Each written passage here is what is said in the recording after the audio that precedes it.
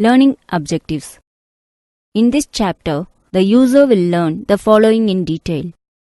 Vertex cover, the traveling salesman problem, approximate algorithms, scheduling problems, set cover problem, bin packing problem, polynomial time approximate schemes, basics of parallel algorithms, Flynn's classification, SIMD algorithms for simple problems, list ranking, basics of randomized algorithms, GCD algorithm. Approximate algorithms. One way of dealing with NP completeness for optimization problems is to use an approximation algorithm. Such an algorithm typically runs much faster than an algorithm that strives for an exact solution, but it is not guaranteed to find the best solution. In this section, we study methods for constructing and analyzing approximation algorithms for hard optimization problems. The general situation is that we have some problem instance X, which would be an encoding of a set of numbers, a graph, etc. In addition, for the problem we are interested in solving for X, there will often be a large number of feasible solutions for X, which define a set F of such feasible solutions. We also have a cost function C that determines a numeric cost C of S for any solution S belongs to F. In the general optimization problem, we are interested in finding a solution S in F such that C of S equals op equals min of C of t such that t belongs to F. That is, we want a solution with minimum cost. We would also formulate a maximization version of the optimization problem as well, which would simply involve replacing the above min with max. To keep the discussion in this section simple, however, we will typically take the view that unless otherwise stated, our optimization goal is a minimization. The goal of an approximation algorithm is to come as close to the optimum value as possible in a reasonable amount of time.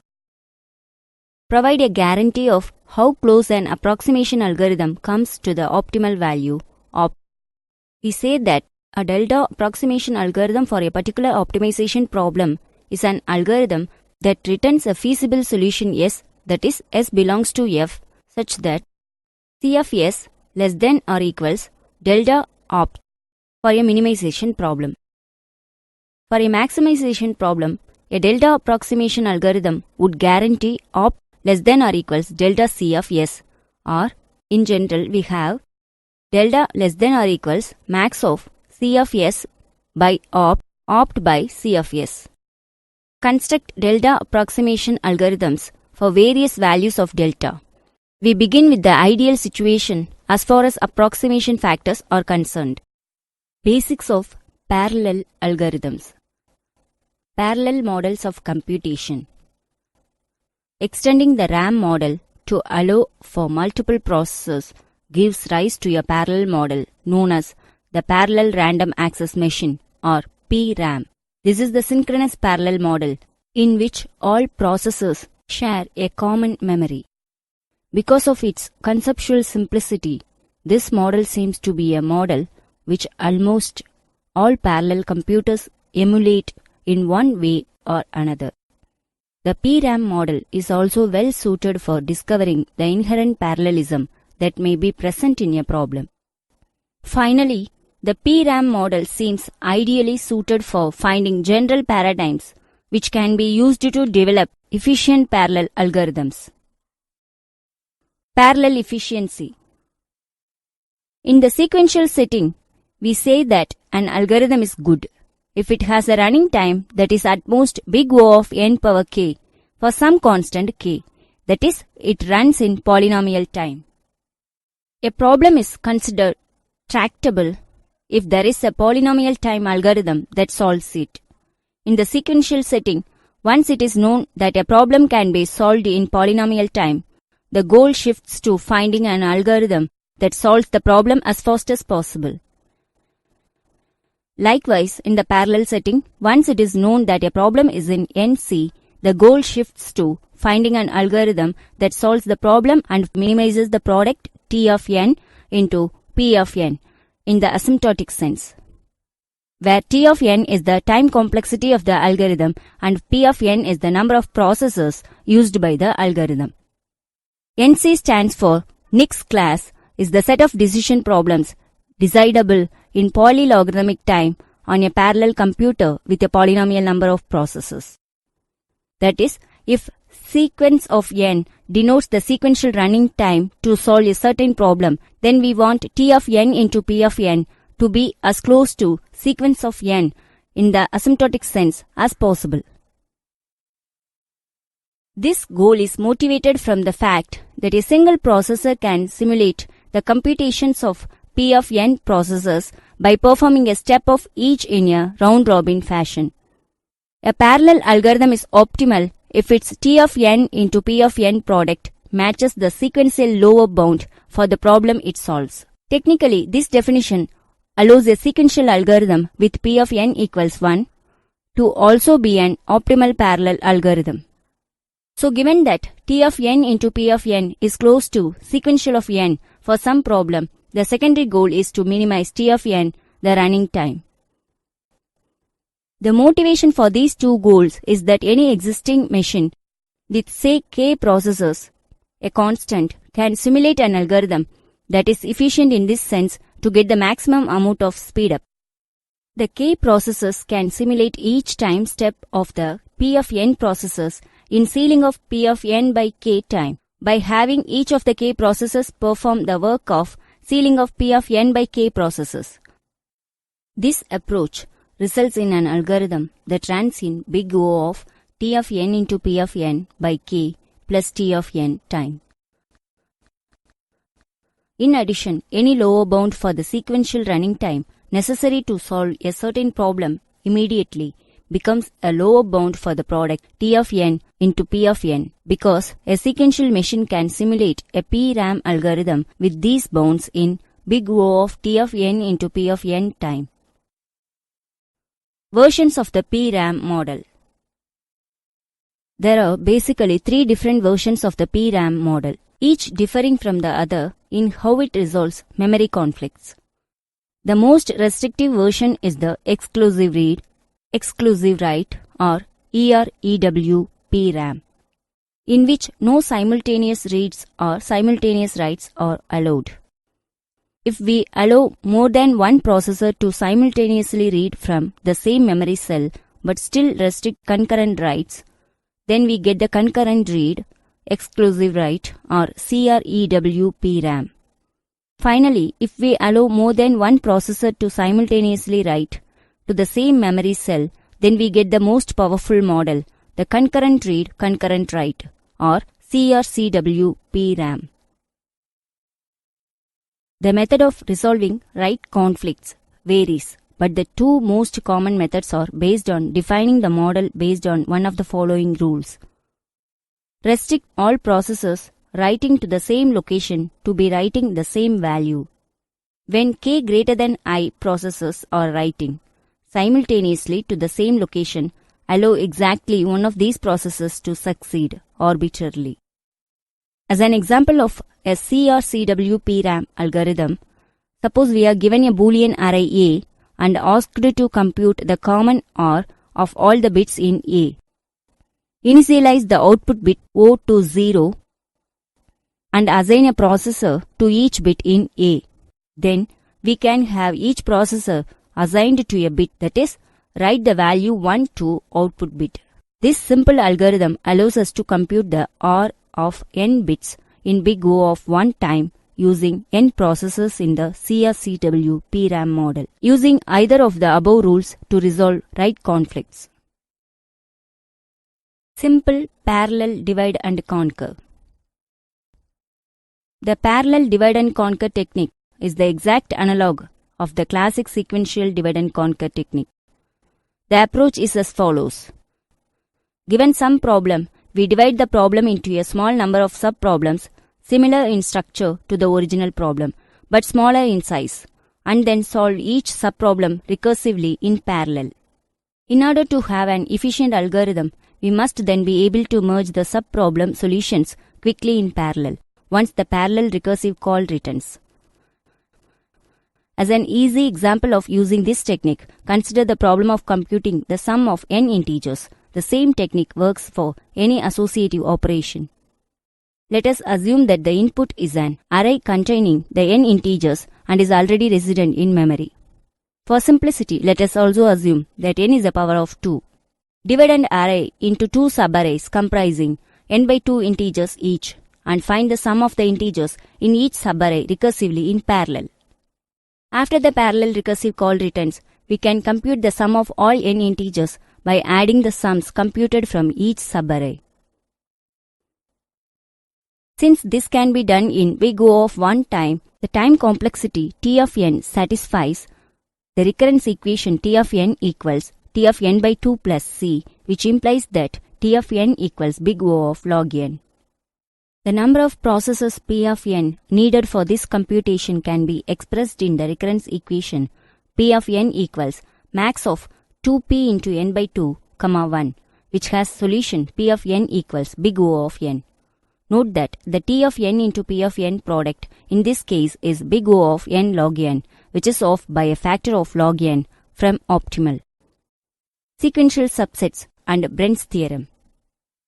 The sequential subsets technique and Brens theorem both involve constructing an efficient parallel algorithm from existing algorithms, which may not be very efficient themselves.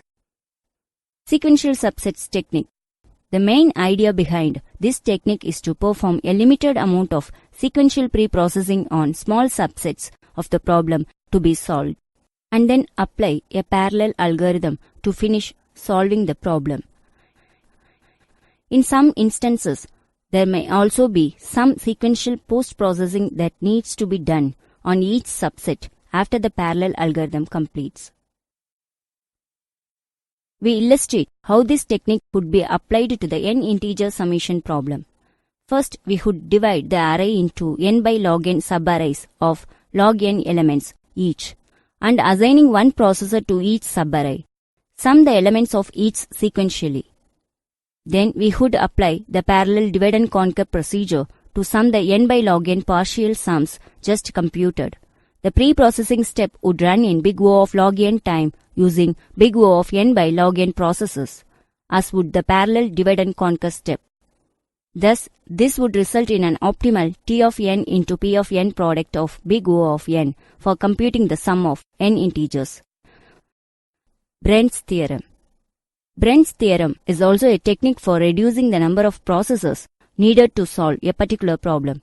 If an algorithm is designed so that a large number of processes are idle during much of the computation, then Brens theorem may be of use. This theorem is summarized as follows. Theorem. Any synchronous parallel algorithm that runs in t time steps and consists of a total of n operations can be simulated by p processes in time, that is big O of floor of n by p plus t. Proof. Let n be the number of operations performed at step I in the parallel algorithm. The p processes can simulate step I of the algorithm in big O of ceiling of ni by p time. Thus, the total running time is big O of floor of n by p plus t, since as follows. There are two qualifications we must make to Brens theorem before we can apply it in the PRAM model. First, we must be able to compute ni at the beginning of step I in big O of ceiling of ni by p time using p processes. That is, we must know how many operations are actually to be performed in step I. And second, we must know exactly how to assign each processor to its job. That is, we must be able to direct each processor to the big O of ceiling of ni by p operations it is to perform in simulating step I. As an example of the application of Brens theorem, consider the summation problem again. Although the algorithm ran in big O of log n time and used big O of n processes, it only performed big O of n total operations. Thus, by applying Brens theorem, we have an alternate method for solving this problem in big O of log n time, using big O of n by log n processes. The qualification to Brens theorem are easily solved in this case, since the number of operations performed in step I is exactly half the number performed in step I minus 1. More specifically, we will take ceiling of log n time simulating the first step when all n processes are active, ceiling of log n by 2 time simulating the second step, ceiling of log n by 4 time for the third, and so on. This clearly sums to big O of log n, giving us an alternative method for summing n integers in big O of log n time using big O of n by log n processes. Basics of randomized algorithms. Randomized algorithms. At least once during the algorithm, a random number is used to make a decision. The running time of the algorithm depends not only on the particular input, but also on the random numbers that occur. The worst case running time of a randomized algorithm is often the same as the worst case running time of the non-randomized algorithm. The important difference is that a good randomized algorithm has no bad inputs, but only bad random numbers relative to the particular input. Consider two variants of quicksort. Variant A uses the first element as pivot, while variant B uses a randomly chosen element as pivot. In both cases, the worst case running time is big theta of n square because it is possible at each step that the largest element is chosen as pivot. The difference between these worst cases is that there is a particular input can always be presented to variant A to cause the bad running time.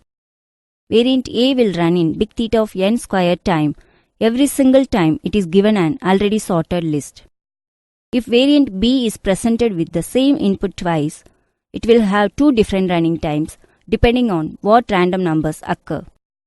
By using a randomized algorithm, the particular input is no longer important. The random numbers are important and we can get an expected running time, where we now average overall possible random numbers instead of overall possible inputs. Using quicksort with a random pivot gives an big O of n log n expected time algorithm. This means that for any input, including already sorted input, the running time is expected to be big O of n log n based on the statistics of random numbers. An expected running time bound is somewhat stronger than an average case bound, but of course is weaker than the corresponding worst case bound. Random number generators. Since our algorithms require random numbers, we must have a method to generate them. Actually, true randomness is virtually impossible to do on a computer, since these numbers will depend on the algorithm and thus cannot possibly be random. Generally, it suffices to produce pseudo-random numbers, which are numbers that appear to be random. Random numbers have many known statistical properties. Pseudo-random numbers satisfy most of these properties. Suppose we only need to flip a coin, thus we must generate a 0 for heads or 1 for tails randomly. One way to do this is to examine the system clock. The clock might record time as an integer that counts the number of seconds since some starting time. We would then use the lowest bit. The problem is that this does not work well if a sequence of random numbers is needed. 1 second is a long time and the clock might not change at all while the program is running. Even if the time was recorded in units of microseconds, if the program was running by itself, the sequence of numbers that would be generated would be far from random, since the time between calls to the generator would be essentially identical on every program invocation. Then, that what is really needed is a sequence of random numbers. These numbers should appear independent. If a coin is flipped and heads appears, the next coin flip should still be equally likely to come up heads or tails. The simplest method to generate random numbers is the linear congruential generator. Numbers x1, x2, etc. are generated satisfying xi plus 1 equals axi mod m. To start the sequence, some value of x0 must be given. This value is known as the seed. If x0 equals 0, then the sequence is far from random, But if A and M are correctly chosen, then any other 1 less than or equals x naught less than m is equally valid. If m is prime, then xi is never 0. As an example, if m equals 11, a equals 7, and x naught equals 1, then the numbers generated are as follows. Notice that after m minus 1 equals 10 numbers, the sequence repeats. Thus, this sequence has a period of m minus 1, which is as large as possible, by the pigeonhole principle. If m is a prime, there are always choices of A that give a full period of m minus 1. Some choices of A do not. If A equals 5 and x naught equals 1, the sequence has a short period of 5 as follows. If m is chosen to be a large 31-bit prime, the period should be significantly large for most applications. Lehmer suggested the use of the 31-bit prime m equals 231 minus 1 equals 2 147 483 647. For this prime, a equals 48 271 is one of the many values that gives a full period generator. Its use has been well studied and is recommended by experts in the field. This seems like a simple routine to implement. Generally, a class variable is used to hold the current value in the sequence of x's. When debugging a program that uses random numbers, it is probably best to set x naught equals 1 so that the same random sequence occurs all the time. When the program seems to work, either the system clock can be used or the user can be asked to input a value for the seed. It is also common to return a random real number in the open interval 0, 1.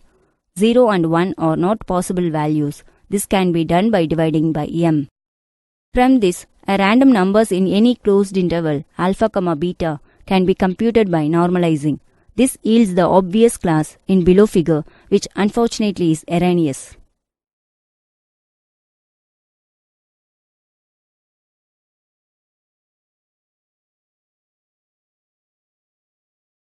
The problem with this class is that the multiplication would overflow. Although this is not an error, it affects the result and thus the pseudo-randomness. Even though we would use 64-bit long, this would slow down the computation. Schrag gave a procedure in which all the calculations can be done on a 32-bit machine without overflow. We compute the quotient and remainder and then define these as Q and R respectively. In our case, Q equals 44,488, R equals 3,339 and R less than Q. If R less than Q, all the remaining terms can be calculated without overflow. This is one of the reasons for choosing A equals 48,271. Furthermore, delta of x, I equals 1 only if the remaining terms evaluate to less than 0. Thus, delta of xi does not need to be explicitly computed but can be determined by a simple test. One might be tempted to assume that all machines have a random number generator as good as the one shown in below figure in their standard library. The lower k-bit cycle with period 2 power k at best. Many other random number generators have much smaller cycles than the one provided in the previous figure. These are not suitable for the case where long sequences of random numbers are needed. C++11 provides a very general framework for the generation of random numbers. In this framework, the generation of random numbers, that is, the type of random number generator used, is separated from the actual distribution used. That is, whether the numbers are uniformly distributed over integers, a range of reals, or follow other distributions, such as the normal distribution or Poisson distribution. The generators that are provided include linear congruential generators with the class template linear congruential engine, which allows the specification of the parameters a, c, and m. Template, type name, unsigned type A, unsigned type C, unsigned type M. Class, linear congruential engine. Along with this type def that yields the random number generator, the minimal standard described earlier. Type def linear congruential engine, unsigned int 48,271, 0, 2 147 483 647, min standard random 0. The following figure illustrates how a random number generator engine can be combined with a distribution, which is a function object, to provide an easy-to-use class for the generation of random numbers. Skip lists. Our first use of randomization is a data structure that supports both searching and insertion in big O of log n expected time, where the expectation is based on the random number generator. It is possible to add deletion and all the operations that involve ordering and obtain expected time bounds that match the average time bounds of binary search trees. The simplest possible data structure to support searching is the linked list. The following figure shows a simple linked list. The time to perform a search is proportional to the number of nodes that have to be examined, which is at most n. The following figure shows a linked list in which every other node has an additional link to the node 2 ahead of it in the list. Because of this, at most, ceiling of n by 2 plus 1 nodes are examined in the worst case. This figure illustrates linked list with links to 2 cells ahead. We can extend this idea and obtain as shown in the following figure. Here, every fourth node has a link to the node 4 ahead. Only ceiling of n by 4 plus 2 nodes are examined. This figure illustrates linked list with links to 4 cells ahead. The limiting case of this argument is shown in the following figure. Every 2 power ith node has a link to the node 2 power I ahead of it. The total number of links has only doubled. But now, at most, ceiling of log n nodes are examined during a search. It is not hard to see that the total time spent for a search is big O of log n, because the search consists of either advancing to a new node or dropping to a lower link in the same node. Each of these steps consumes at most big O of log n total time during a search. Notice that the search in this data structure is essentially a binary search. The problem with this data structure is that it is much too rigid to allow efficient insertion. The key to making this data structure usable is to relax the structure conditions slightly. We define a level k node to be a node that has k links. As shown in the previous figure, the ith link in any level k node, k greater than or equals I, links to the next node with at least I levels. This is an easy property to maintain. However, the previous figure shows a more restrictive property than this. We thus drop the restriction that the ith link links to the node 2 power I ahead, and we replace it with the less restrictive condition above. When it comes time to insert a new element, we allocate a new node for it. We must at this point decide what level the node should be.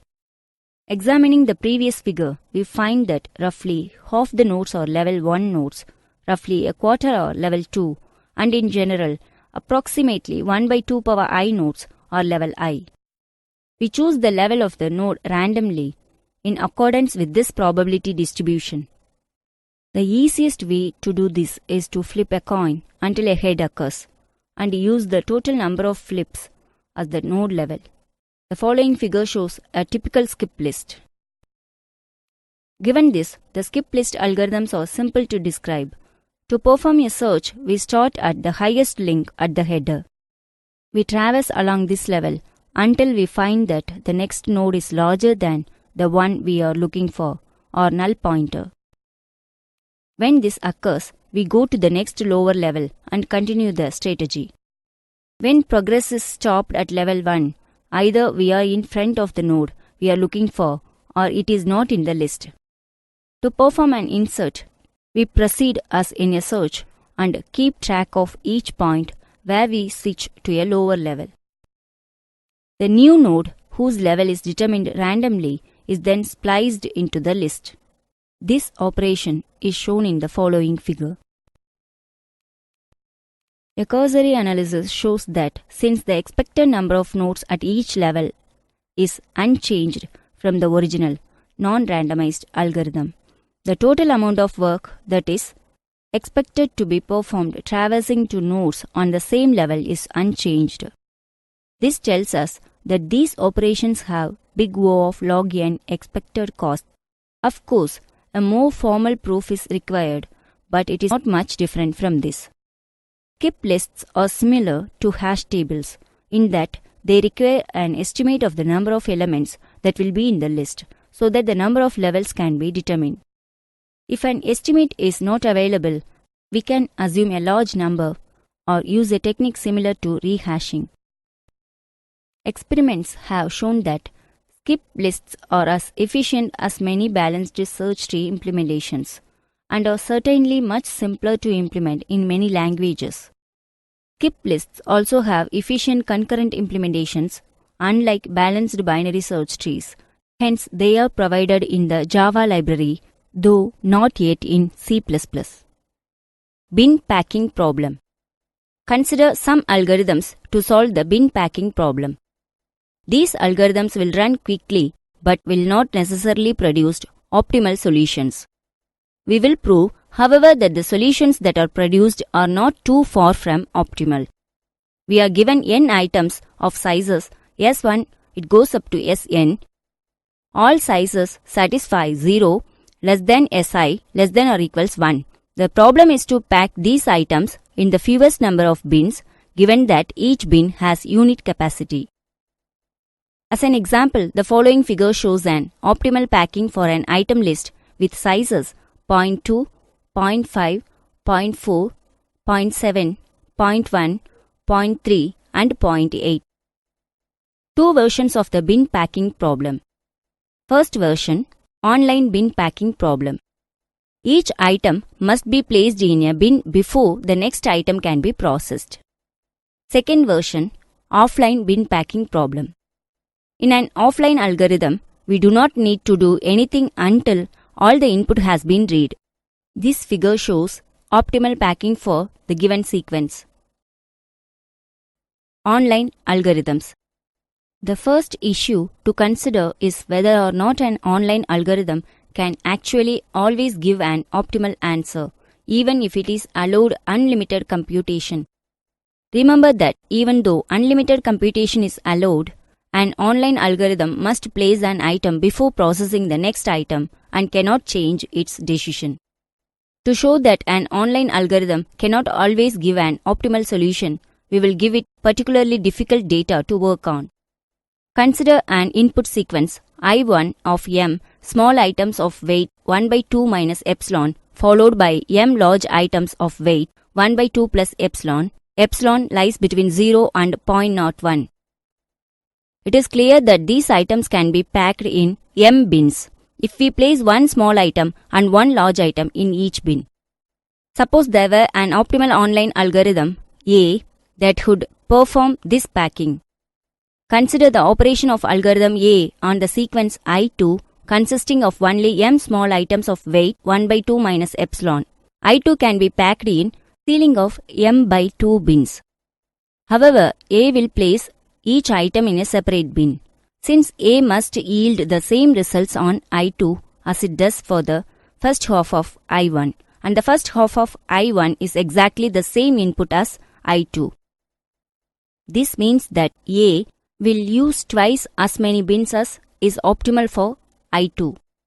What we have proved is that there is no optimal algorithm for online bin packing. What the argument above shows is that an online algorithm never knows when the input might end. So, any performance guarantees it provides must hold at every instant throughout the algorithm.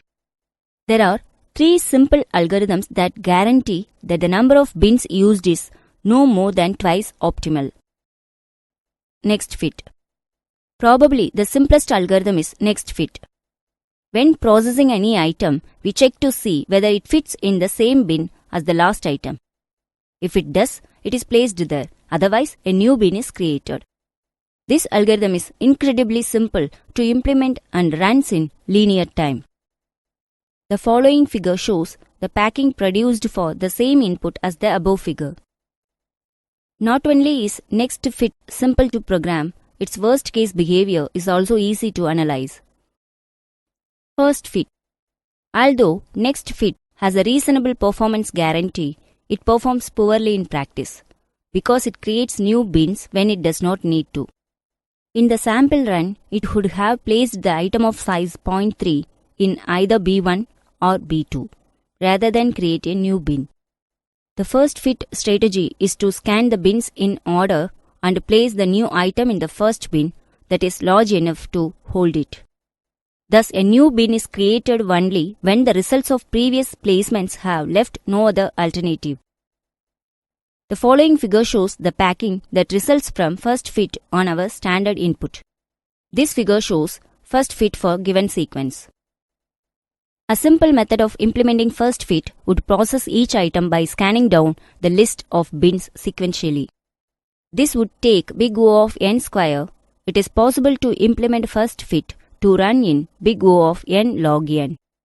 At most, one bin can be more than half empty, since if a second bin were also half empty, its contents would fit into the first bin.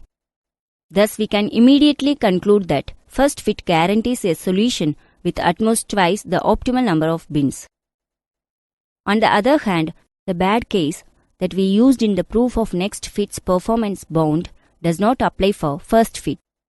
Thus, one might wonder if a better bound can be proven. The answer is yes, but the proof is complicated. Best fit. The third online strategy is best fit. Instead of placing a new item in the first spot that is found, it is placed in the tightest spot among all bins. A typical packing is shown in the following figure. Notice that the item of size 0.3 is placed in B3 where it fits perfectly instead of B2. One might expect that since we are now making a more educated choice of bins, the performance guarantee would improve. Best fit is never more than roughly 1.7 times as bad as optimal, and the inputs for which it nearly achieves this bound. Nevertheless, best fit is also simple to code, especially if an big O of n log n algorithm is required, and it does perform better for random inputs. Offline algorithms. If we are allowed to view the entire item list before producing an answer, then we should expect to do better. Indeed, since we can eventually find the optimal packing by exhaustive search, we already have a theoretical improvement over the online case. The major problem with all the online algorithms is that it is hard to pack the large items, especially when they occur late in the input. The natural way around this is to sort the items, placing the largest items first. We can then apply first fit or best fit, yielding the algorithms first fit decreasing and best fit decreasing respectively. The following figure shows that in our case this yields an optimal solution, although of course this is not true in general. In this section, we will deal with first fit decreasing. The results for best fit decreasing are almost identical. Since it is possible that the item sizes are not distinct, some authors prefer to call the algorithm first fit non-increasing. We will stay with the original name. We will also assume, without loss of generality, that input sizes are already sorted. The first remark we can make is that the bad case, which showed first fit using 10m bins instead of 6m bins, does not apply when the items are sorted. We will show that if an optimal packing uses m bins, then first fit decreasing never uses more than 4m plus 1 by 3 bins. The result depends on two observations.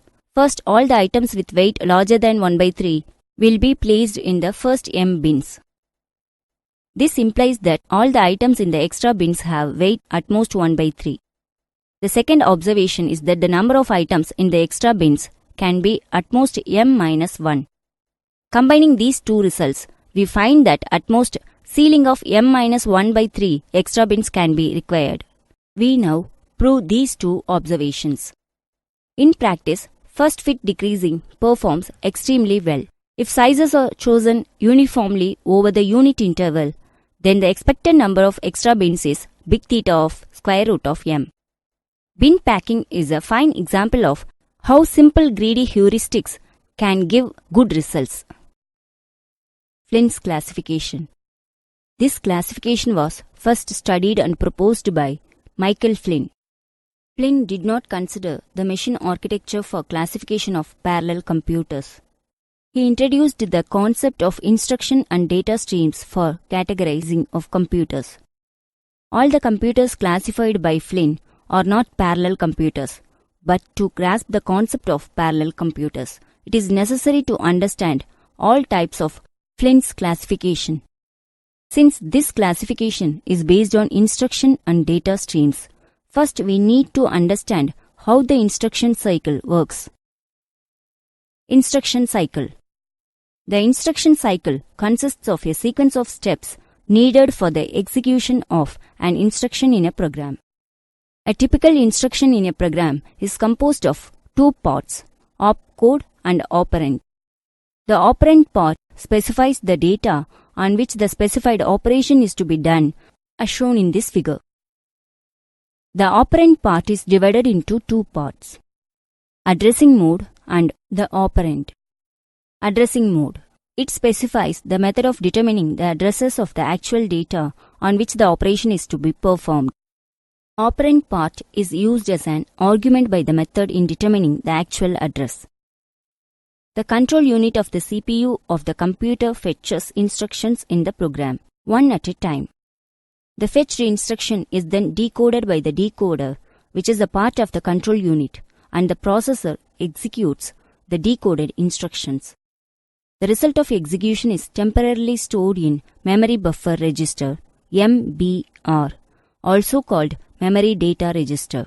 The normal execution steps are shown in this figure. Instruction stream and data stream. The term stream refers to a sequence of flow of either instructions or data operated on by the computer. In the complete cycle of instruction execution, a flow of instructions from main memory to the CPU is established. This flow of instruction is called instruction stream. Similarly, there is a flow of operands between processor and memory bidirectionally. This flow of operands is called data stream. These two types of streams are shown in this figure. Thus, it can be said that the sequence of instructions executed by CPU forms the instruction streams, and a sequence of data, operands, required for execution of instructions form the data streams. Flynn's classification. Flynn's classification is based on multiplicity of instruction streams and data streams observed by the CPU during program execution. Let IS and DS are minimum number of streams flowing at any point in the execution. Then the computer organization can be categorized as follows. Single instruction and single data stream, SISD. In this organization, sequential execution of instructions is performed by one CPU containing a single processing element, PE, that is ALU, under one control unit as shown in this figure. Therefore, SISD machines are conventional serial computers that process only one stream of instructions and one stream of data. This type of computer organization is denoted as IS equals DS, which is equals 1. Examples of SISD machines include CDC 6600, which is unpipelined but has multiple functional units. CDC 7600, which has a pipelined arithmetic unit. Single instruction and multiple data stream, SIMD. In this organization, multiple processing elements work under the control of a single control unit. It has one instruction and multiple data stream. All the processing elements of this organization receive the same instruction broadcast from the CU. Main memory can also be divided into modules for generating multiple data streams, acting as a distributed memory as shown in this figure. Therefore, all the processing elements simultaneously execute the same instruction and are said to be lockstepped together. Each processor takes the data from its own memory and hence it has distinct data streams. Some systems also provide a shared global memory for communications. Every processor must be allowed to complete its instruction before the next instruction is taken for execution. Thus, the execution of instructions is synchronous. Examples of SIMD organization are ILLIAC, 4, PEPE, BSP, STARAN, MPP, DAP, and the connection machine CM1. This type of computer organization is denoted as IS equals 1 and DS greater than 1. Multiple instruction and single data stream MISD. In this organization, multiple processing elements are organized under the control of multiple control units. Each control unit is handling one instruction stream and processed through its corresponding processing element. But each processing element is processing only a single data stream at a time. Therefore, for handling multiple instruction streams and single data stream, multiple control units and multiple processing elements are organized in this classification. All processing elements are interacting with the common shared memory for the organization of single data stream as shown in this figure. This type of computer organization is denoted as IS greater than 1 and DS equals 1. This classification is not popular in commercial machines as the concept of single data streams executing on multiple processors is rarely applied. But for the specialized applications, MISD organization can be very helpful. For example, real-time computers need to be fault-tolerant where several processors execute the same data for producing the redundant data. This is also known as N-version programming. All these redundant data are compared as results which should be same. Otherwise, faulty unit is replaced. Thus, MISD machines can be applied to fault-tolerant real-time computers. Multiple instruction and multiple data stream MIMD. In this organization, multiple processing elements and multiple control units are organized as in MISD. But the difference is that now in this organization, multiple instruction streams operate on multiple data streams. Therefore, for handling multiple instruction streams, multiple control units and multiple processing elements are organized such that multiple processing elements are handling multiple data streams from the main memory are shown here. The processors work on their own data with their own instructions. Tasks executed by different processors can start or finish at different times. They are not lockstep as in SIMD computers but run asynchronously. This classification actually recognizes the parallel computer. That means in the real sense, MIMD organization is said to be a parallel computer. All multiprocessor systems fall under this classification. Examples include D825, Cray2, S1, Cray XMP, HEP, IBM 370-168MP, UNIVAC 1100, 80, IBM 3081, 3084, C.M Star, BBN, Butterfly, IPSC. This type of computer organization is denoted as IS greater than 1 and DS greater than 1. Parallel computers execute the instructions in MIMD mode. GCD algorithm. Greatest common divisor, GCD. Euclid's algorithm for efficiently computing the greatest common divisor of two integers. When we analyze the running time, we shall see a surprising connection with the Fibonacci numbers which yield a worst-case input for Euclid's algorithm. We restrict ourselves in this section to non-negative integers. This restriction is justified by the following equation which states that GCD of A, B equals GCD of modulus of A, modulus of B. We can compute GCD of A, B for positive integers A and B from the prime factorizations of A and B. Indeed, if A equals P1 power E1 up to PR power ER, B equals P1 power F1 up to PR power FR, with 0 exponents being used to make the set of primes P1 up to Pr the same for both A and B. Then, the best algorithms to date for factoring do not run in polynomial time. Thus, this approach to computing greatest common divisors seems unlikely to yield an efficient algorithm. Euclid's algorithm for computing greatest common divisors relies on the following theorem. Theorem, GCD recursion theorem. For any non-negative integer a and any positive integer b, GCD of a, b equals GCD of b, a mod b. Euclid's algorithm.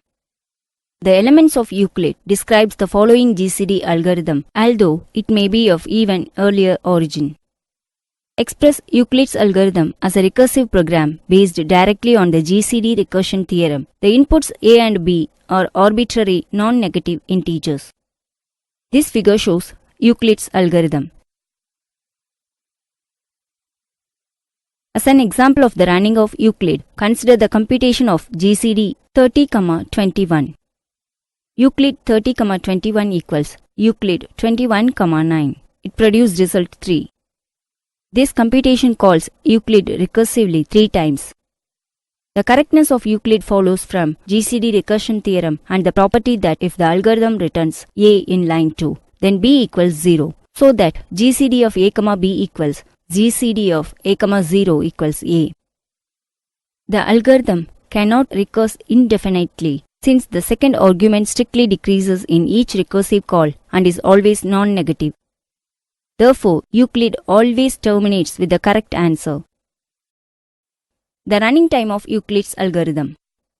We analyze the worst-case running time of Euclid as a function of the size of a and b. We assume with no loss of generality that a greater than b which is greater than or equals 0. To justify this assumption, observe that if b greater than a which is greater than or equals 0, then Euclid of a, b immediately makes the recursive call Euclid of b, a. That is, if the first argument is less than the second argument, Euclid spends one recursive call swapping its arguments and then proceeds. Similarly, if b equals a greater than 0, the procedure terminates after one recursive call since a mod b equals 0. The overall running time of Euclid is proportional to the number of recursive calls it makes. Our analysis makes use of the Fibonacci numbers fk defined by the recurrence which is shown in next figure.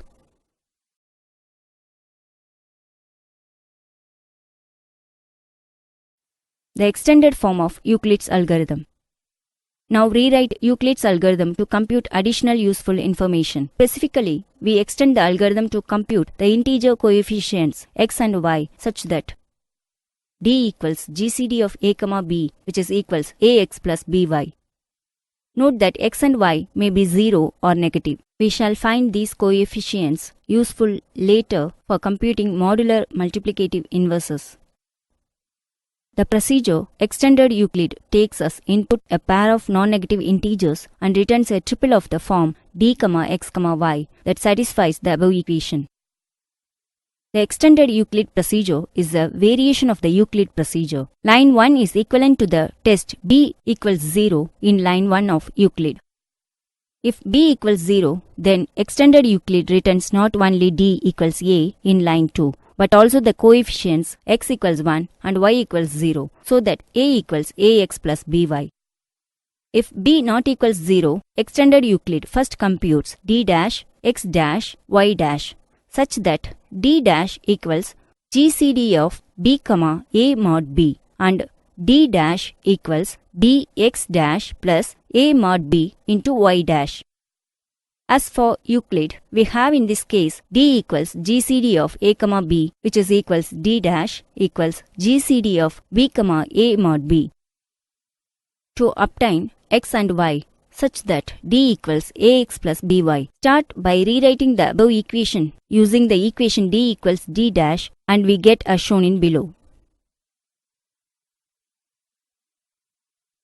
Thus choosing x equals y dash and y equals x double dash minus floor of a by b y dash satisfies the equation d equals ax plus by, proving the correctness of extended Euclid.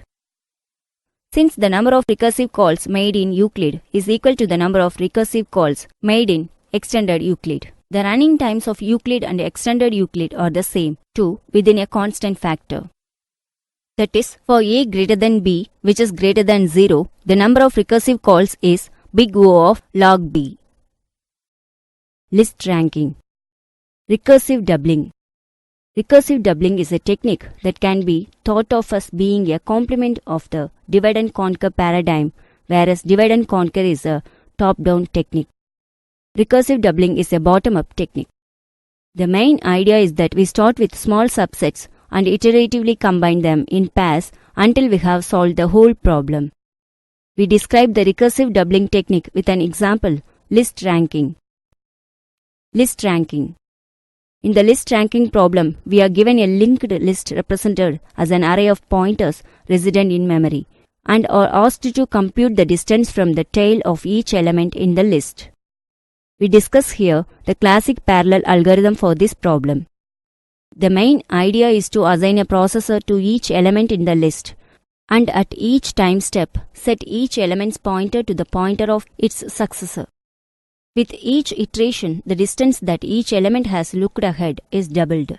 Hence, in at most big O of log n iterations, each element will be pointing at the tail. More specifically, let P of V denote the pointer from V and let tail denote the node which is the tail of the list. Also store a label R of V with each node V, which is initially 1 for all nodes except the tail, whose R label is 0. This label will eventually store the rank of V in the list. In each time step, one performs the following operation for each node V in parallel, which is shown in the following figures. Parallel prefix.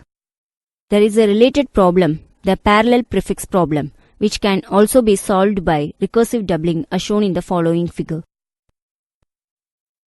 We are given a list A, which has the elements a1 up to an of integers, and compute all the prefix sums sk equals summation I equals 1 to k ai. Using the recursive doubling technique, we can easily do this in big O of log n time using big O of n processes.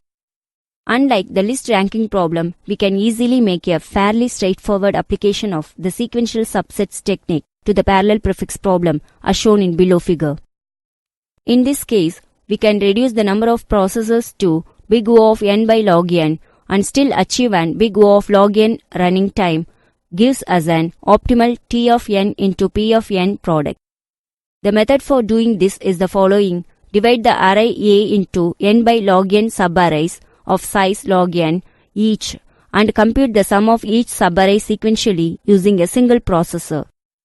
Then proceed with the prefix computation just as before, using these partial sums as the elements. After completing the prefix computation on these elements, we simply backtrack through each of the n by log n subarrays, one processor per subarray, to compute all the partial sums. The parallel prefix problem arises as a subproblem in a number of other list manipulation problems. We illustrate this with two examples. Example 1. Consider the following array compression problem. Given an n-element array A, in which each element is flagged as being either marked or unmarked, construct an array B, listing the marked elements of A in order as they appear in A, that is, B is the marked subsequence of A. The method is to associate a value of 1 with each marked element and a value of 0 with each unmarked element. By performing a parallel prefix computation, we can determine the rank in the compressed list B for each marked element in A. It is then an easy operation to write each marked element in A to its appropriate position in B. This can clearly be done in big O of log n time using big O of n processes. Example 2. Consider the array splitting problem. Given an array A consisting of n integers, decompose A into subarrays A1 up to Am such that each AI consists of repetitions of the same integer, which differs from the integer repeated in AI-1 and the one repeated in AI plus 1. That is, k belongs to AI implies k does not belongs to AI minus 1 and k does not belongs to AI plus 1. This can be done by associating a value of 1 with each element in A and performing the combining step of the parallel prefix algorithm for each element as long as all the preceding elements are identical. This will give us the rank of each element A in its subarray. Then perform another parallel prefix operation to determine which subarray A belongs to, that is, determining the value of I. Polynomial time approximate schemes. There are some problems for which we can construct delta approximation algorithms that run in polynomial time with delta equals 1 plus epsilon for any fixed value epsilon greater than 0. The running time of such a collection of algorithms depends both on n, the size of the input, and also on the fixed value epsilon. We refer to such a collection of algorithms as a polynomial time approximation scheme or PTAS. When we have a polynomial time approximation scheme for a given optimization problem, we can tune our performance guarantee based on how much time we can afford to spend. Ideally, the running time is polynomial in both n and 1 by epsilon, in which case we have a fully polynomial time approximation scheme. Polynomial time approximation schemes take advantage of a property that some hard problems possess, that they are rescalable. A problem is said to be rescalable if an instance x of the problem can be transformed into an equivalent instance x dash, that is, one with the same optimal solution by scaling the cost function c. For example, TSP is rescalable. Given an instance g of TSP, we can construct an equivalent instance g dash by multiplying the distance between every pair of vertices by a scaling factor s. The traveling salesperson 2 in g dash will be the same as in g, although its cost will now be multiplied by s. Fully polynomial time approximation scheme for knapsack. To be more concrete, let us give a fully polynomial time approximation scheme for the optimization version of a well-known problem, knapsack. In the optimization version of this problem, we are given a set S of items numbered 1 to n, together with a size constraint S. Each item I in S is given an integer size Si and worth Wi, and we are asked to find a subset T of S such that T maximizes the worth. W equals summation of I belongs to T, Wi, while satisfying summation of I belongs to T, Si less than or equals S. We desire a PTAS that produces A of 1 plus epsilon approximation for any given fixed constant epsilon. That is, such an algorithm should find a subset T dash satisfying the size constraint such that if we define W dash equals summation I belongs to T dash Wi, then opt less than or equals 1 plus epsilon into W dash, where opt is the optimal worth summation taken over all possible subsets satisfying the total size constraint. To prove that this inequality holds, we will actually prove that W dash greater than or equals 1 minus epsilon by 2 into opt. For epsilon, which lies between 0 and 1, this will be sufficient. However, since for any fixed epsilon which lies between 0 and 1, 1 by 1 minus epsilon by 2 less than 1 plus epsilon. To derive a PTAS for knapsack, we take advantage of the fact that this problem is rescalable. Suppose we are given a value of epsilon with epsilon lies between 0 and 1. Let W max denote the maximum worth of any item in S. Without loss of generality, we assume that the size of each item is at most S. For an item larger than this would not fit in the knapsack.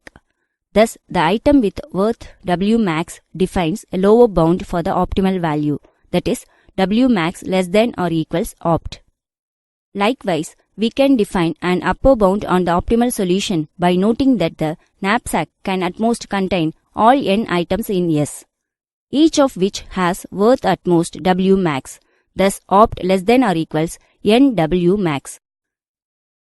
To take advantage of the rescalability of knapsack, we round each worth value wi to wi dash. The nearest smaller multiple of m equals epsilon w max by 2n. Let us denote the rounded version of s as s dash, and let us also use opt dash to denote the solution for this rounded version s dash. Note that by simple substitution, opt less than or equals 2n square m by epsilon. Moreover, opt dash less than or equals opt, since we rounded every worth value in s down to form s dash. Thus, opt dash less than or equals 2n square m by epsilon. Therefore, let us turn to our solution for the rounded version s dash of the knapsack problem for s. Since every worth value in s dash is a multiple of m, any achievable worth of a collection of items taken from s dash is also a multiple of m. Moreover, there are just n equals ceiling of 2n square by epsilon, such multiples that need to be considered because of the upper bound on opt dash. We can use dynamic programming to construct an efficient algorithm for finding the optimal worth for s dash. In particular, let us define the parameter s of I, j equals the size of the smallest set of items in 1, 2, it goes up to j with worth im. The key insight to the design of a dynamic programming algorithm for solving the rounded knapsack problem is the observation that we can write s of I, j equals min of s of I, j minus 1 sj plus s of I minus wj dash by m, j minus 1 for I equals 1 to n and j equals 1 to n. The above equation for s of I, j follows from the fact that item j will either contribute or not contribute to the smallest way of achieving worth im from the items in 1 up to j. In addition, note that for the best case, j equals 0 when no items at all are included in the knapsack. Then s of I, 0 equals positive infinity for I equals 1 to n. That is, such a size is undefined. In addition, s of 0, j equals 0 for j equals 1 up to n. Since we can always achieve worth 0 by including no items in the knapsack, the optimal value is defined by opt dash equals max of im such that s of I, n less than or equals s. This is the value that is output by our PTAS algorithm. Analysis of the PTAS for knapsack. We can easily convert the above description into a dynamic programming algorithm that computes opt dash in big O of n cube by epsilon time. Such an algorithm gives us the value of an optimal solution, but we can easily translate the dynamic programming algorithm for computing the size into 1 for the actual set of items. Let us consider then how good an approximation opt dash is for opt. Wi of each item I by at most m equals epsilon w max by 2n. Thus opt dash greater than or equals opt minus epsilon w max by 2. Since the optimal solution can contain at most n items, since opt greater than or equals w max, this in turn implies that opt dash greater than or equals opt minus epsilon opt by 2 equals 1 minus epsilon by 2 into opt. Thus, opt less than or equals 1 plus epsilon opt dash. The running time of our approximation algorithm is big O of n cube by epsilon.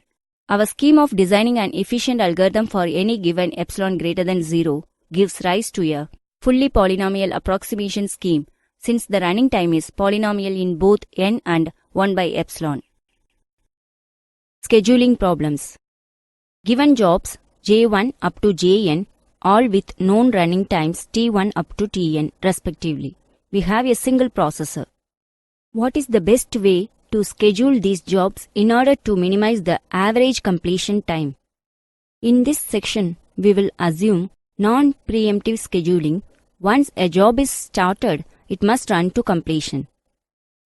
As an example, suppose we have the 4 jobs and associated running times as shown in the following figure. One possible schedule is shown in the following figure because J1 finishes in 15 time units, J2 in 23, J3 in 26 and J4 in 36. The average completion time is 25. A better schedule which yields a mean completion time of 17.75 is shown in the following figure. In this, the schedule is arranged by shortest job first. We can show that this will always yield an optimal schedule. Let the jobs in the schedule be Ji1, Ji2, it goes up to Jin. The first job finishes in time Ti1. The second job finishes after Ti1 plus Ti2. And the third job finishes after Ti1 plus Ti2 plus Ti3. From this, the total cost C of the schedule are shown in below. From the above equation, the first sum is independent of the job ordering, so only the second sum affects the total cost. Suppose that in an ordering, there exists some x greater than y such that Tix less than Tiy. Then a calculation shows that by swapping Jix and Jiy, the second sum increases, decreasing the total cost. Thus, any schedule of jobs in which the times are not monotonically non-decreasing must be suboptimal. The only schedules left are those in which the jobs are arranged by smallest running time first, breaking ties arbitrarily. This result indicates the reason the operating system scheduler generally gives precedence to shorter jobs. Multiprocessor case. Extend this problem to the case of several processors. Again, we have jobs J1 up to Jn with associated running times T1 up to Tn and a number P of processes. We will assume, without loss of generality, that the jobs are ordered shortest running time first. As an example, suppose P equals 3 and the jobs are shown in the following figure. The below figure shows an optimal arrangement to minimize mean completion time. Jobs J1, J4 and J7 are run on Processor 1. Processor 2 handles J2, J5 and J8 and Processor 3 runs the remaining jobs. The total time to completion is 165 for an average of 165 by 9 equals 18.33. The algorithm to solve the multiprocessor case is to start jobs in order, cycling through processes. It is not hard to show that no other ordering can do better, although if the number of processes P evenly divides the number of jobs N, there are many optimal orderings. This is obtained by, for each 0 less than or equals I which is less than N by P, placing each of the jobs JIP plus 1 through JI plus 1 into P on a different processor. The following figure shows a second optimal solution. Even if P does not divide N exactly, there can still be many optimal solutions, even if all the job times are distinct. Minimizing the final completion time. Suppose we are only concerned with when the last job finishes. In our 2 examples above, these completion times are 40 and 38 respectively. The following figure shows that the minimum final completion time is 34. And this clearly cannot be improved because every processor is always busy. Although this schedule does not have minimum mean completion time, it has merit in that the completion time of the entire sequence is earlier. If the same user owns all these jobs, then this is the preferable method of scheduling. Although these problems are very similar, this new problem turns out to be NP-complete. It is just another way of phrasing the knapsack or bin packing problems. Thus, minimizing the final completion time is apparently much harder than minimizing the mean completion time.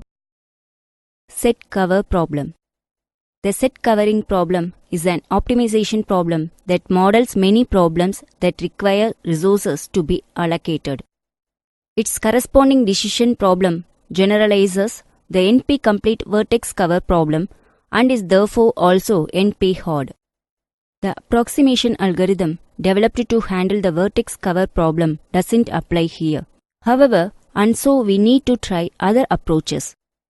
We shall examine a simple greedy heuristic with a logarithmic approximation ratio.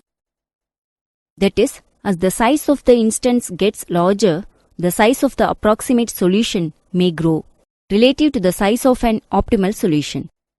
Because the logarithm function grows rather slowly, however, this approximation algorithm may nonetheless give useful results.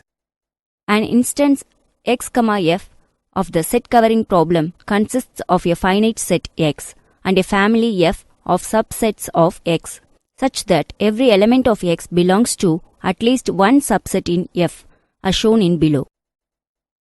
We say that a subset S belongs to F covers its elements. The problem is to find a minimum size subset. C is a subset of F, whose numbers cover all of X, as shown here. The following figure illustrates an instance x, f of the set covering problem, where x consists of the 12 black points and f contains the following elements. A minimum size set cover is C, which has the elements S3, S4 and S5 with size 3.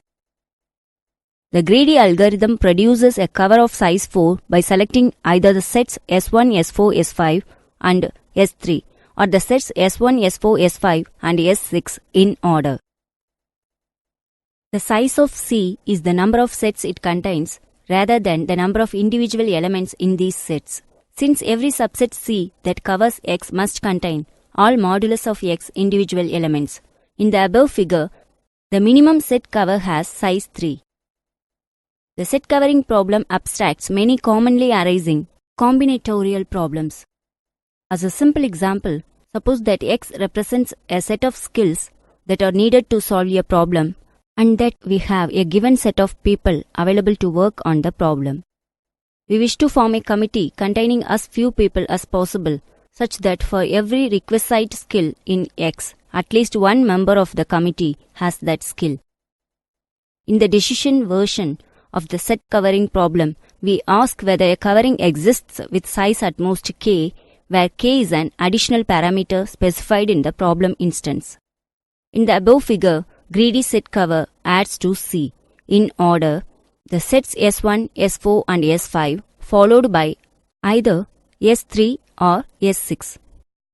Greedy approximation algorithm. The greedy method works by picking at each stage the set S that covers the greatest number of remaining elements that are uncovered. Greedy approximation algorithm is shown in below figure. The algorithm works as follows.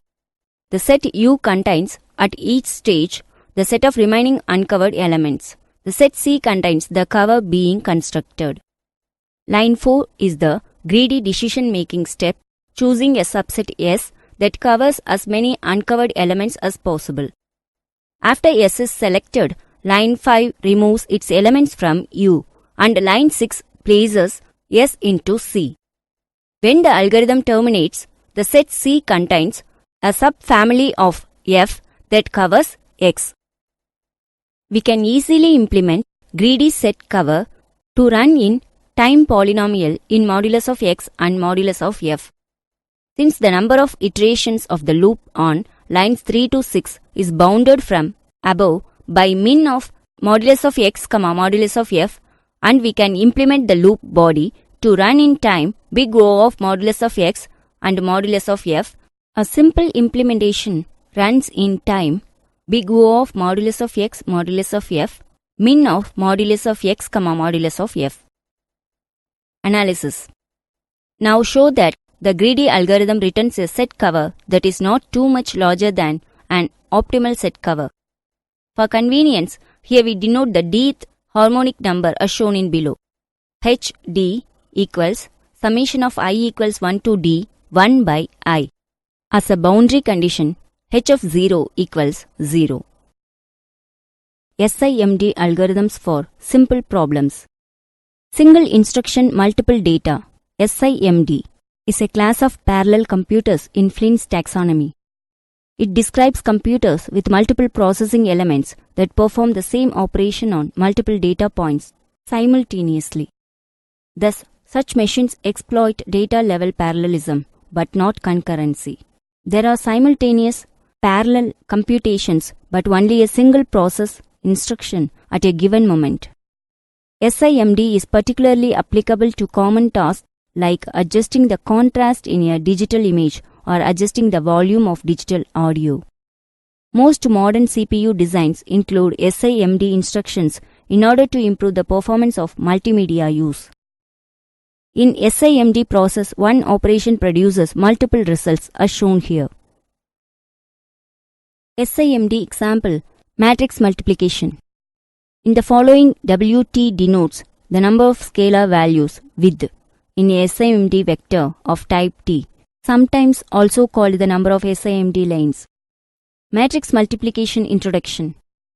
Matrix multiplication takes two two-dimensional arrays as input, sizes n by k and k by m, and produces one two-dimensional array as output, size n by m. Equation. It shows an example 4 by 3 into 3 by 2 gives 4 by 2. The values for matrix C are calculated as Ci, j equals summation k A k B k, j. Matrix memory layout. There are two conventional memory layouts used for storing matrices. Row major. Consecutive elements of the rows of the matrix are contiguous in memory. Consequently, row vectors out of the matrix are contiguous in memory. Column major. Consecutive elements of the columns of the matrix are contiguous in memory. Consequently, column vectors out of the matrix are contiguous in memory. The basic matrix multiplication algorithm is shown in below figure. Matrix multiplication. Given three arrays declared as float A of n by n, float B of n by n, and float C of n by n, the matrix multiplication A into B equals C can be implemented as shown in the above figure. For large matrices, this algorithm is cache inefficient. The cache efficiency can be improved via blocking. The resulting implementation may use up to 12 nested loops instead of the 3 shown in the above figure. For large matrices, cache optimization is ultimately more important than vectorization of the algorithm. Vectorization opportunities. The basic vectorization of the matrix multiplication algorithm shown in the following figure. The algorithm executes n-cube multiplications, all of which are independent and would execute in any order. The algorithm also executes n-1 into n square additions, all of which depend on the result of either a multiplication or another addition. Floating point addition is not commutative. However, for matrix multiplication, we may reorder the additions because it only distributes the statistical error differently. Explicit vectorization partially solves this issue of lost information about data parallelism. Explicit vectorization can either be expressed via loops with vector semantics or types with data parallel operations. One approach for vectorization of matrix multiplication builds upon vectorizing scalar products, row vectors times column vectors. Example, C 0, 0 equals A 0, 0, B 0, 0 plus A 0, 1, B 1, 0 plus A 0, 2, B 2, 0. Since this requires a reduction and leads to a scalar store, this is not the most efficient vectorization. A second approach multiplies a column vector from A with a single scalar entry from B, which is broadcast to a full SIMD vector as shown here. The resulting Ci, j power k values subsequently need to be added up. Ci, j equals summation k ci, j power k. These summations can execute independently for different I, j pairs. Thus, we reuse the vectors to execute the additions in parallel. The resulting vector in C is a column vector. A third approach uses row vectors instead of column vectors, as shown below. Since we will use row major storage for the matrices, this leads to efficient SIMD vector loads and stores, and thus the preferred vectorization approach. Lines 4 to 6 calculate WT entries for the result matrix C in parallel.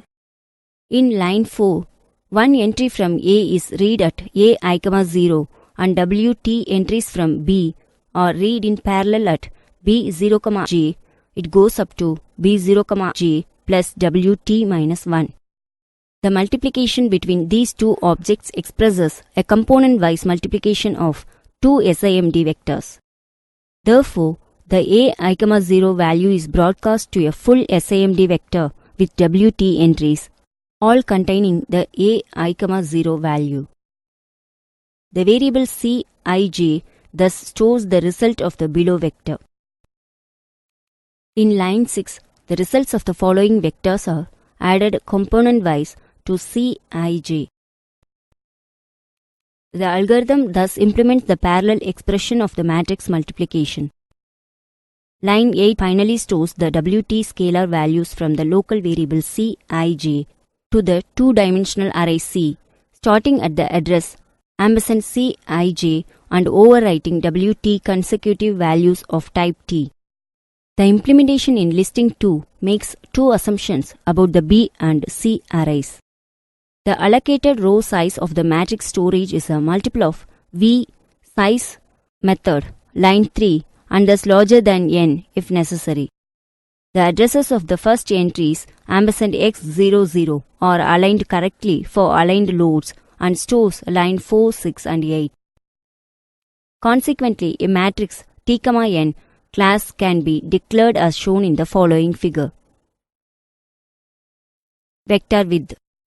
Thus, a target without SIMD support would use WT equals 1 and an accelerator card, a large value such as WT equals 32 or larger. The description of the matrix multiplication algorithm has an arbitrary width of data parallelism. For large WT, the memory overhead for small matrices may be unreasonably large because of the row padding for alignment. For small matrices, the vector T class might not be the best solution for fully portable and highly efficient code. SIMD array Tn might be better suited for small matrices. Optimizations. Besides caches, for large matrices, the load or store unit is a limiting factor already for small matrices. This can be optimized via unrolling in such a way that fewer loads must be executed. By unrolling the outer loop over I by a factor u, the vector load from Bkj can be reused u times. The following figure shows the complete code for a matrix multiplication. This figure shows that the approach can be directly translated to the SIMD type variant. Note also that the inner loops execute the expression V of &Bkj, Vc aligned with the same k and j. The compiler has enough information available to optimize the multiple load expressions to a single load and reuse the register. The second optimization, which is shown in the above figure, interleaves the final multiply add with the store. The lines 20 and 36 would execute in the preceding loop. By moving them between the stores, the pressure on the store port is relieved. If the code is compiled for a target system supporting FMA instructions, the compiler can fuse the multiplication and addition operators in the middle or back end. This does not require extra effort in the vector T implementation. Example, expression templates would be used to generate FMA calls already in the library. The important point is that vector T provides an intuitive syntax API without loss of flexibility in the compiler, middle and back ends. The matrix multiplication example presented above uses scalar types for data storage and SIMD types for data processing. It would be possible to build the matrix storage with SIMD types and thus eliminate the explicit load and store expressions. The traveling salesman problem. Given a complete undirected graph G equals V, E that has a non-negative integer cost C of U, V associated with each edge, U, V belongs to E, and we must find a Hamiltonian cycle, a tour of G with minimum cost. As an extension of our notation, let C of A denote the total cost of the edges in the subset A is a subset of E, as shown here. In many practical situations, the least costly way to go from a place U to a place W is to go directly, with no intermediate steps. Put another way, cutting out an intermediate stop never increases the cost. We formalize this notion by saying that the cost function C satisfies the triangle inequality if for all vertices U, V, W belongs to capital V. Cost of U, W lesser than or equals C of U, V plus C of V, W. The triangle inequality seems as though it should naturally hold, and it is automatically satisfied in several applications. For example, if the vertices of the graph are points in the plane and the cost of traveling between two vertices is the ordinary Euclidean distance between them, then the triangle inequality is satisfied. Furthermore, many cost functions other than Euclidean distance satisfy the triangle inequality. The traveling salesman problem is NP-complete even if we require that the cost function satisfy the triangle inequality. Thus, we should not expect to find a polynomial time algorithm for solving this problem exactly. Instead, we look for good approximation algorithms. We examine a two approximation algorithm for the traveling salesman problem with the triangle inequality. Show that without the triangle inequality, a polynomial time approximation algorithm with a constant approximation ratio does not exist unless P equals NP. The traveling salesman problem with the triangle inequality.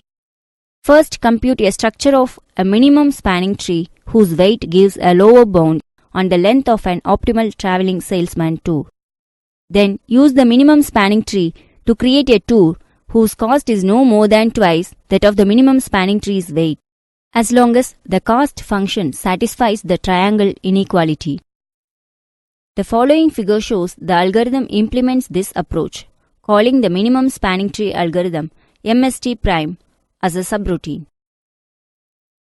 The parameter G is a complete undirected graph, and the cost function C satisfies the triangle inequality.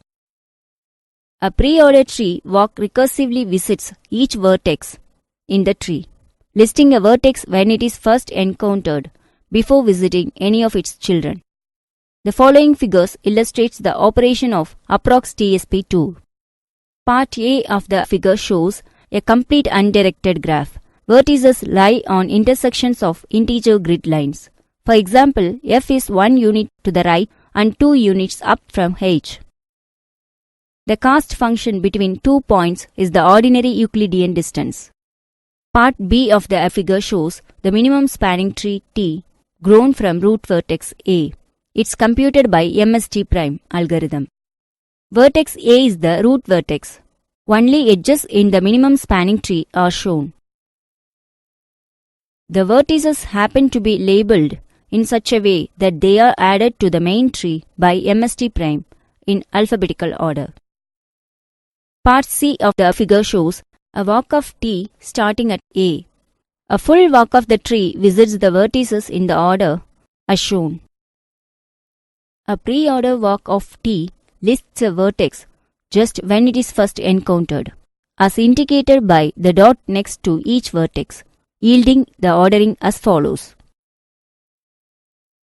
Part D of the above figure shows a tour obtained by visiting the vertices in the order given by the pre-order walk, which is the tour H returned by approx TSP2 its total cost is approximately 19.074. Part E of the above figure shows an optimal tour H star for the original complete graph. Its total cost is approximately 14.715. With a simple implementation of MST prime, the running time of approx TSP tour is big theta of V square. Show that if the cost function for an instance of the traveling salesman problem satisfies the triangle inequality, then approx TSP tour returns a tour whose cost is not more than twice the cost of an optimal tour. The general traveling salesman problem. If we drop the assumption that the cost function C satisfies the triangle inequality, then we cannot find good approximate tours in polynomial time unless P equals NP. Theorem.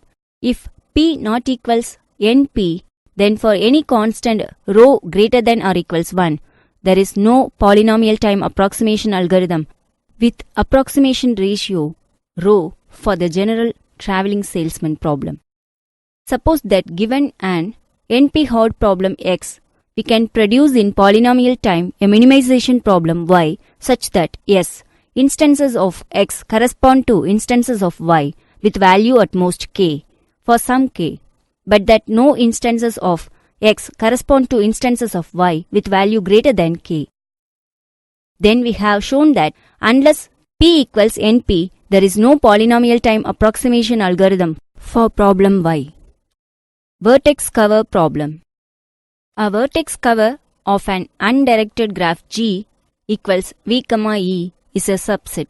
V dash is a subset of V such that if U, V belongs to E, then U belongs to capital V dash or V belongs to capital V dash or both. That is, each vertex covers its incident edges, and a vertex cover for G is a set of vertices that covers all the edges in E. The size of a vertex cover is the number of vertices in it.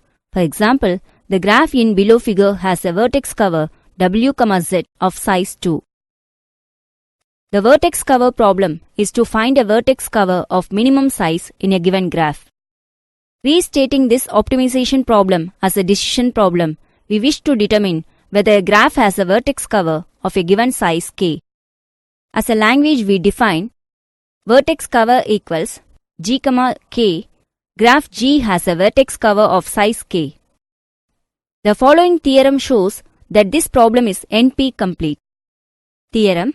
The vertex cover problem is NP complete. Proof. We first show that vertex cover belongs to NP. Suppose we are given a graph G equals V, E and an integer K.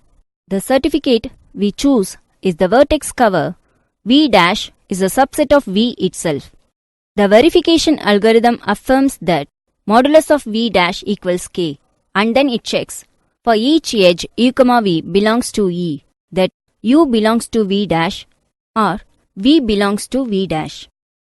We can easily verify the certificate in polynomial time.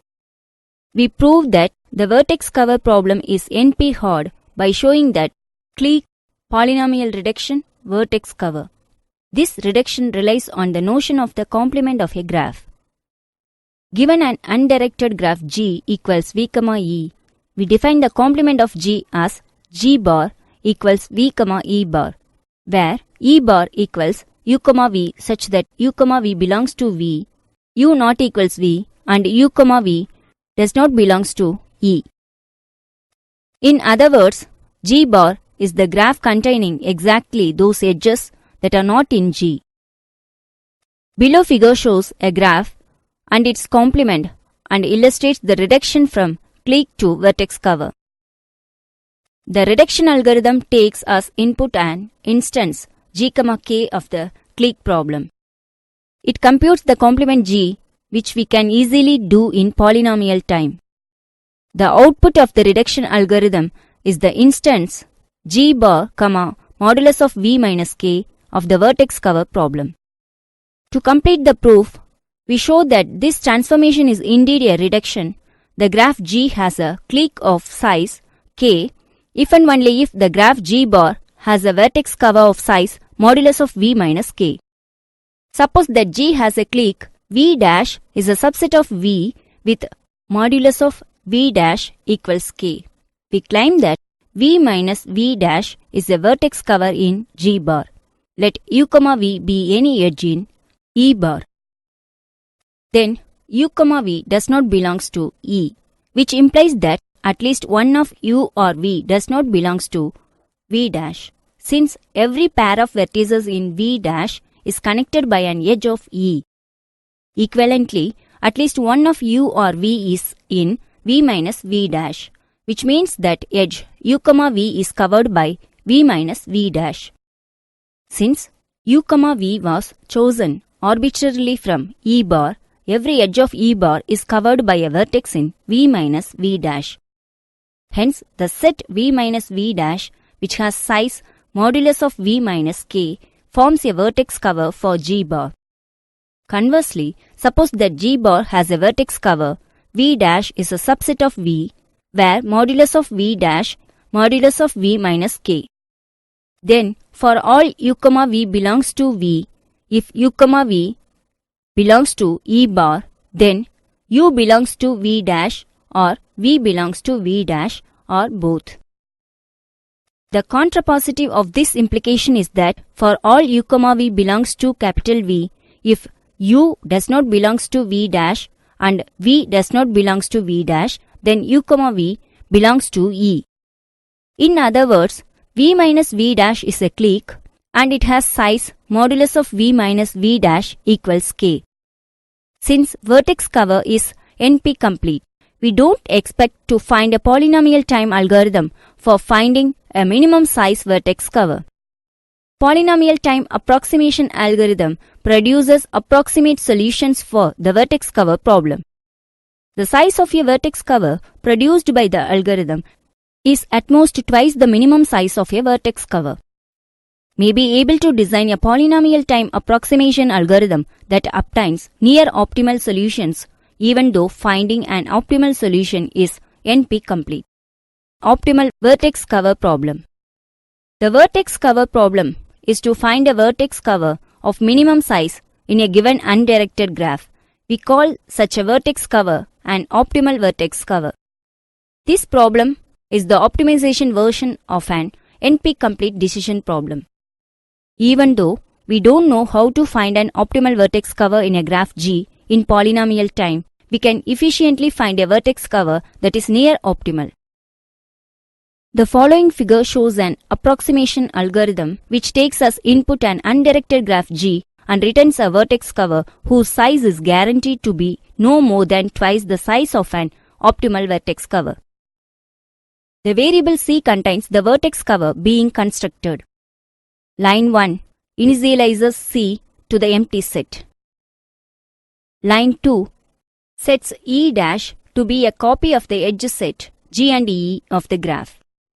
The loop of lines 3 to 6 repeatedly picks an edge u, v from E dash, adds its endpoints u and v to C. The running time of this algorithm is big O of v plus E using adjacency lists to represent E dash. The below figures illustrates how approx vertex cover operates on an example graph. Part A of this figure shows the input graph G, which has 7 vertices and 8 edges. Part B of this figure shows the edge B, C, shown heavy, is the first edge chosen by approx vertex cover. Vertices B and C, shown lightly shaded, are added to the set C containing the vertex cover being created. Edges AB, CE and CD, shown dashed, are removed since they are now covered by some vertex in C. Part C in the above figure shows the edge E, F is chosen. Vertices E and F are added to C. Part D in the above figure shows the edge D, G is chosen. Vertices D and G are added to C. Part E in the above figure shows the set C, which is the vertex cover produced by approx vertex cover, contains the 6 vertices B, C, D, E, F and G. Part F in the above figure shows the optimal vertex cover for this problem contains only 3 vertices B, D and E. Theorem: Approx vertex cover is a polynomial time to approximation algorithm. Proof: we have already shown that approx vertex cover runs in polynomial time. The set C of vertices that is returned by approx vertex cover is a vertex cover, since the algorithm loops until every edge in G and E has been covered by some vertex in C. To see that approx vertex cover returns a vertex cover that is at most twice the size of an optimal cover, let A denote the set of edges that line 4 of approx vertex cover picked. In order to cover the edges in A, any vertex cover, in particular an optimal cover C star, must include at least one endpoint of each edge in A. No two edges in A share an endpoint. Since once an edge is picked in line 4, all other edges that are incident on its endpoints are deleted from E' in line 6. Thus, no two edges in A are covered by the same vertex from C star, and we have the lower bound modulus of C star greater than or equals modulus of A, and the size of an optimal vertex cover. Each execution of line 4 picks an edge for which neither of its endpoints is already in C, yielding an upper bound, an exact upper bound in fact, on the size of the vertex cover returned, modulus of C equals 2 modulus of A. We obtain modulus of C equals 2 modulus of A, which is less than or equals 2 modulus of C star, thereby proving the theorem. Let us reflect on this proof. At first, how we can possibly prove that the size of the vertex cover returned by approx vertex cover is at most twice the size of an optimal vertex cover, when we do not even know the size of an optimal vertex cover. Instead of requiring that we know the exact size of an optimal vertex cover, we rely on a lower bound on the size.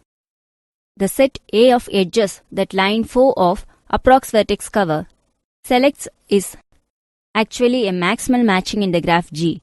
A maximal matching is a matching that is not a proper subset of any other matching. The size of a maximal matching is a lower bound on the size of an optimal vertex cover. The algorithm returns a vertex cover whose size is at most twice the size of the maximal matching A. By relating the size of the solution returned to the lower bound, we obtain our approximation ratio.